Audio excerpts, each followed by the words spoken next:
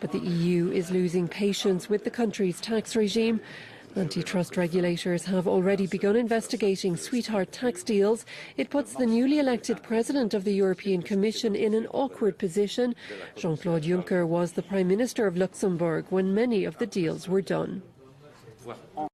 Going to go to the markets then. What's the latest, Steve? Well, the shares have opened down in Europe today ahead of the European Central Bank meeting later, which we'll be talking about more about in a moment. Plenty of company results, though, being digested by the markets. Two big French banks reporting today. Crédit Agricole had seen its profits rise slightly. Those shares down, though, by about 3% at the open in Paris. Société Générale, the other big bank there, they saw a big rise in their profits year on year, up around 50%. Now, that's because their bank is setting aside less money to cover legal costs in its latest set of results. Their shares, though, still down in trading in Paris. Over in Asia, we saw the Nikkei finally turn into the red after 3 days of pretty spectacular gains on the back of new monetary stimulus measures from the Bank of Japan.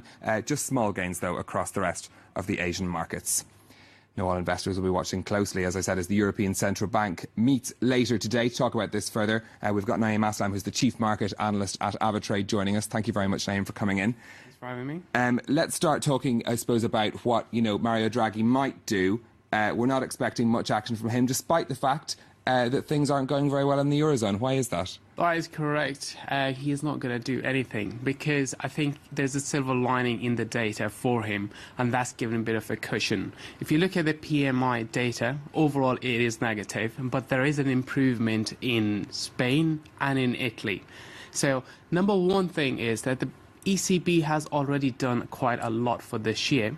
They have done the TLTROs, and then they're doing the ABS.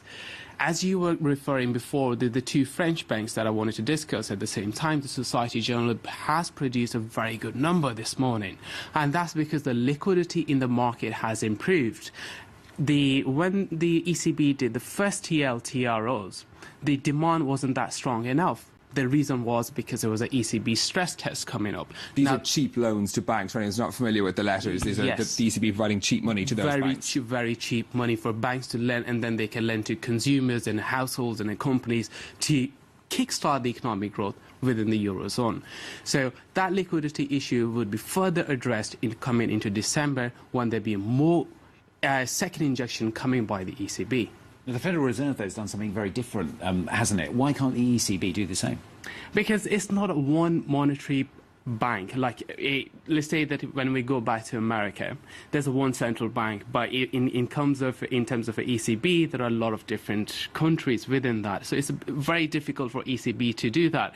Yes, there is a bit of a noise in the market that they will buy sovereign debts, but then the question stands which sovereign debt they are going to buy. Is it going to be France? Is it going to be Germany? Because Draghi is getting slashes on his back when it comes to Germany. Now, according to the recent reports by Reuters, 18 governors of the national central banks are already imposing they're saying we don't support you. How you come up in the press conference and then say, okay, this is the plan of the ECB. So I think Draghi has a very difficult challenge in his hand when it comes to going into sovereign bonds and then doing the same kind of a quantitative easing that we had in the US. So you're betting on December for big movement from the ECB? Probably that would be it. But we don't think anything is going to come this year. It's going to be in next year. And then they may need to see the situation getting a lot more worse before they be able to come up with a sovereign bond kind of quantitative easing. For the time being, I think today the questions would be, okay, are you going to bring the corporate bonds? Will they be buying any asset purchase? Extending that to the corporates, and what other bonds would be happening in that one, and how he is going to deal with Germany, because Germans, they don't want this thing to happen. But coming back to France, the structural reforms definitely need to happen in here. More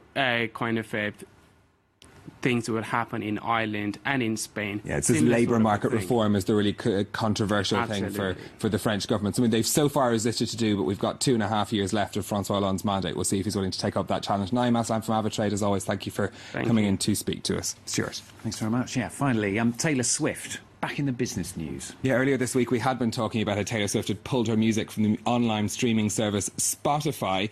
We thought that was a strategy to try and help the sales of her new album. It does seem to have worked. 1989, the record is called, and it's the biggest selling album in the United States since 2002. It sold almost 1.3 million records in its first week in the US.